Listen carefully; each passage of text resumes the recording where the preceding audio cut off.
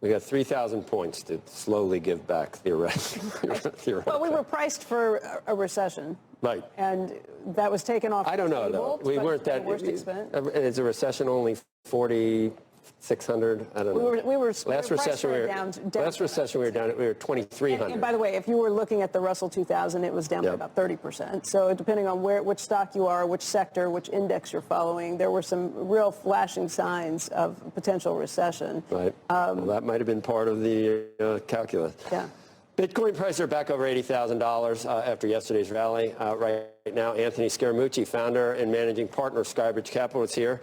And we'll get to Bitcoin, but I think there's other things we can talk about first. I was going to say, you know, having you in studio and everything else, I thought you'd bring some wine for me. That was always the greatest thing about Davos. I have some left. If you're nice to me, Joe, I have leftover. Well, we'll see. I have leftover the Scaramucci wine. Leftover wine in the reserve. That was the one thing I look forward to in Davos. In Davos was my wine part. That was about it. Be nice, Joe. Maybe there's like packages of wine somewhere. Well, we'll see. Earlier, it's probably Ernest and Julio Gallo though with the screw top. Though. Okay, Apple, whatever it was, Apple wine. That's right. Boone's Farm. We were talking earlier in the week, Anthony, and that was before the pause yesterday, and you were making the case you wanted to present what you thought could be an off-ramp but let me read this to you just to soften you up a little. This is Bill Ackman. I was one of the first and certainly one of the loudest to raise concerns about the tariffs, but I also believe in giving credit where credit is due. The outcome of the Donald Trump strategy was highly favorable. I focus on the outcome, not on how the sausage is made. The unfortunate state of politics is that the never-Trumpers want to see Trump fail, regardless of the impact on our country. I want Trump and our country to succeed. He goes on to talk about Scott Bessent. I think you have said you admire Scott Bessent, and that was a pretty good pick. I admire Scott. I think he's handled this well. I know you think I'm a never-Trump. I don't want Trump to fail. I'm an American. I'm also a patriot. I love my country. I'd like to see him succeed. I think in our conversations off the air, what I was suggesting, he's got a historic opportunity now to tie us up with our allies. And I think the aftermath of what happened yesterday is a great opportunity to do more or less what Elon Musk said over the weekend, which is if you set up a free trading zone between Mexico, Canada, Western Europe, that would be, I think, a huge economic boon for the United States. We've had a problem with China, Joe. I've talked about that problem. I'll admit that in 1999, I got the World Trade Organization protests wrong. You guys reported that in 1999. The workers up there said, don't give all of these privileges to China in the World Trade Organization unchecked. Donald Trump has been speaking about that for 25 years. You've got to give him credit for that. As a Wall Streeter, as a young Wall Streeter, I got that wrong, and I'm willing to admit that. So, but what I would say, I did too. And I thought capitalism, there's winners and losers, and I let the chips fall. Globalization lets the chips fall, but that really did close 60,000 factories in this country. 65,000 factories lost since that happened, and so I appreciate what the president's doing in that respect. But here's what I would say: you brought the tablet out. Bring another tablet out, because there's a lot of lack of clarity on where things are and where things want to go. The president's a declarative guy. Tell us where you want things to go. You've spoken with great seriousness about the markets. You've shocked the markets. Tell us where you want us to go so that we can settle the bond market and we can restart our growth. I mean, we're not litigating the election anymore. Election's over. He's the president. I'd like him to succeed. Those are the things that I would be recommending. His unpredictability that I think he sees as a strength in negotiations is part of what unsettles the market, the lack of visibility. Of course. And I guess, what's the friction point between those two? Did we actually see a Trump put come in yesterday, or how do these things match up? I'm going to take the president and his staff at his word. Maybe he was trying to scare everybody, and maybe he was trying to make a statement to the world. And maybe there was some systematic things that are going on. Kevin Hassett said the bond market did play a role in it yesterday when he just joined. But now that we really got our work. By the way, Joe pushed him pretty hard. I was impressed, Joe. We really got our work cut out for us now, though, in terms of deals. I don't know what a deal with a European country looks like when it wasn't just about tariffs. It's about all and then China I don't know what happened. Joey looked like Moses with the tablet. I do. Okay, have him come out with the other tablet. The first tablet. Are we decoupling from China? Is that what we're doing, or are we negotiating? Listen, I don't think we need to decouple from China. You What's he trying to do, though? They're right producing now? more Anthony, than. Yeah, go ahead, Andrew. I was just going to ask about you've negotiated things before. Where does the leverage lie at this point? I think that's the big question, which is to say, if you're the EU, if you're Canada, if you're Mexico, if you're India, and you've watched all of this play out, do you say to yourself, oh, I want to run into their arms and do what they say because now I have 90 days? Or do you say, I have 90 days now to figure this out, and by the way, maybe I can actually capture some leverage because clearly this president and this administration is willing to take a pause when they see the bond market going in a way that may not be favorable? Well, listen, I hope that doesn't happen. That is a possibility that can happen because of the unpredictability of what just happened. But Andrew, I would say this, if you really want leverage in this situation, team up with the Canadians and the Europeans and the Mexicans, and then you'll have more leverage on China. I think that's really been where the pressure point is. 100%. If you look at the whole thing. By the way, Anthony, you're right. But what do you have to give for that? Now, what do you get for that? That is the hard part at this point, which is to say, up until yesterday, we were talking about getting things from Mexico, getting things from Canada, getting things from the EU. If the new position is we need you to be part of us, that's a very different approach. And we have a trust problem right now. I mean, I can't tell you how many emails I've gotten from CEOs in Europe and in Canada that are furious with the United States, that are very upset about the direction of the relationship. And so how does that play itself out? Well, listen, I agree with you, and I get the same emails, but it is healable. And let's face it, we've had this 80-year connection with each other. And to me, I think that's where we got to go. And I think Elon Musk said it better than all of us.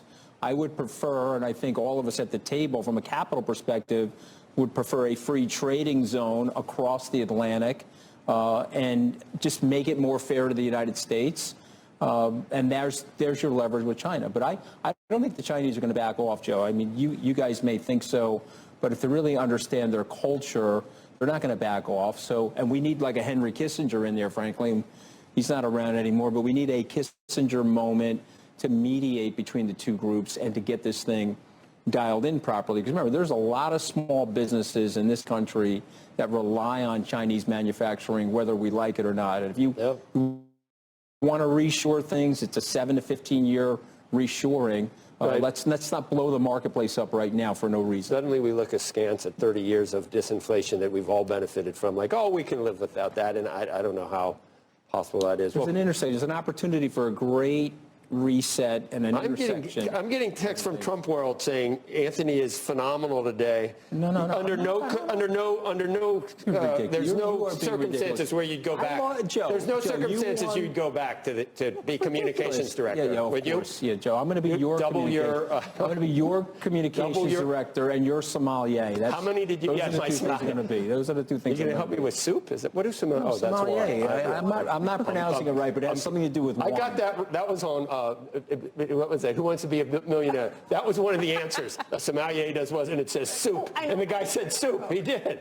And I believed it. That was what Anthony, what about Bitcoin back to 100,000 anytime soon? Well, I think this whole thing is helping Bitcoin. I mean, you have to, if you take a moment and say, okay, what are going to be in my risk-off assets? I think Bitcoin is transitioning finally to a risk-off asset.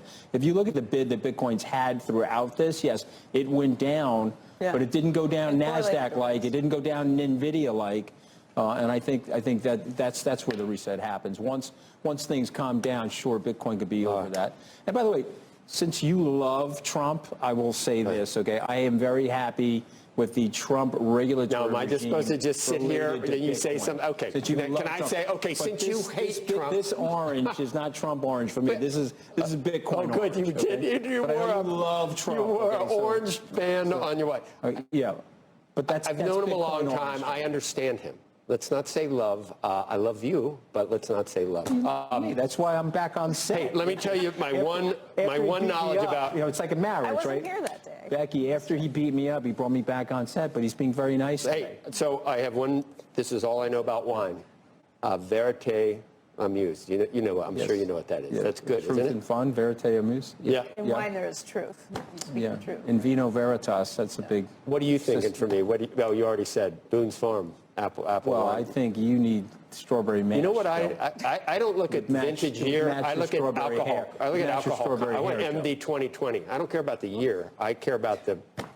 Thank you, Anthony. All right. It's good to be here with you, Joe. All right, good. You want to get your money's Are we far enough away, Becky, me and Joe? I mean, I think so, right? Spurs. What do you mean? I want to get Been good to close. have I you. thought you were going to put me out. I want to get close now. All right. All right, it is 8 a.m. on the East Coast, and you are watching Squawk Box right here on CNBC. I'm Becky Quick, along with Joe Kernan and Andrew Sorkin.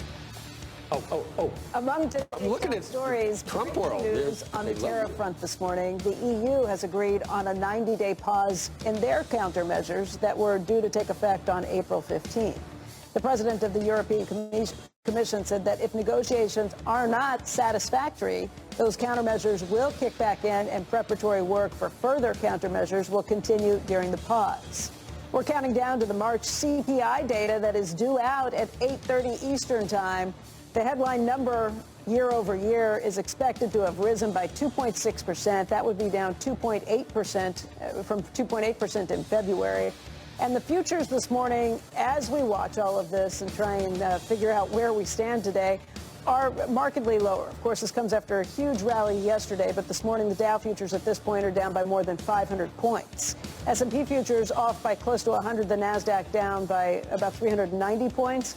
If you take a look at the Treasury markets, the yields have come back down a bit. The 10-year is now sitting at 430. The 2-year is at 386. So that spread tightening as well. And for more on the markets ahead of today's key inflation data, let's get over to Mike Santoli. He's at the New York Stock Exchange. And Mike, man, talk about whipsaw, talk about getting thrown around with this stuff. I was watching you yesterday. This is a lot to kind of take in. It's drinking from a fire hose. It is.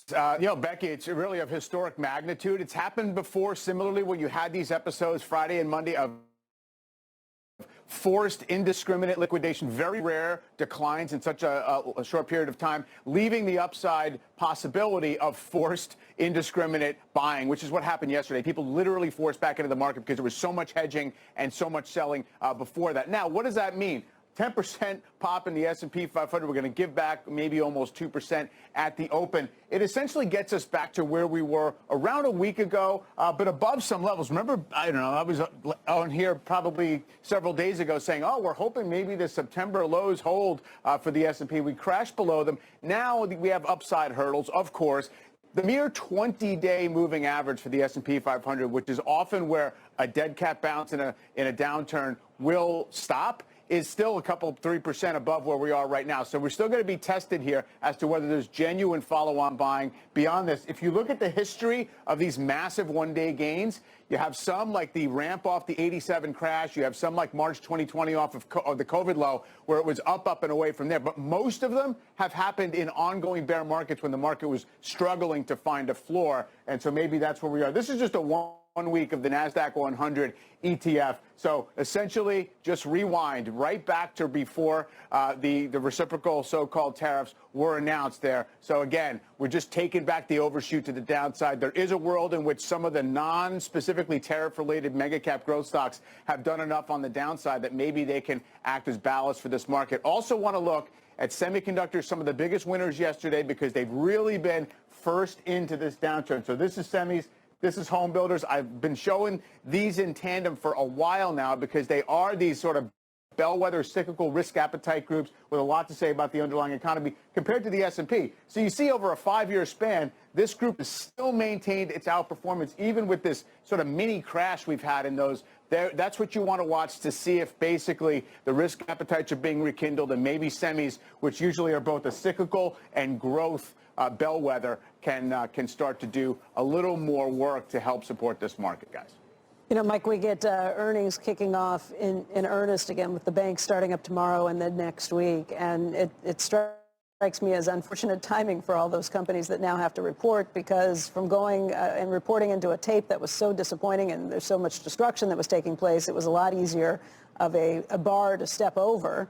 Now that you've added basically 10% to the S&P overnight, minus today's losses at the open, it's going to be more complicated. There will be looking for more answers, and you're probably going to have to prove a little more in order to keep the street happy at this point.